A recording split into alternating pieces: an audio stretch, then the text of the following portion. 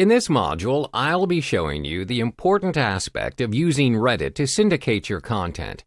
You'll learn to find your subreddit, participate yourself as a Redditor, and also publish your content ads in Reddit. But what exactly is Reddit? It's basically known to be a social media, social news website, discussion website, and web content writing, just like any other social network sites. Rule number 1 in Reddit is that you are a Redditor, not a marketer. A Redditor is the term for user of Reddit. Unlike other social networking sites, a Reddit post is rated using upvote or downvote by the community.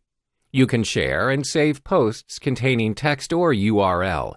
However, keep in mind that a continuous link sharing will be deemed as spam, and it may result in an account ban.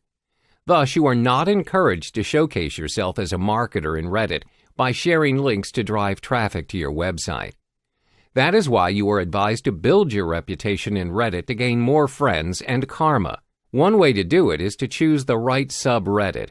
It is the topic that you can relate to by subscribing to it. All subreddits start with an R followed by a slash and then the name of a topic. For example, education.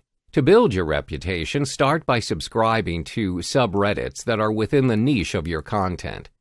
Finally, you can publish your content ads in Reddit.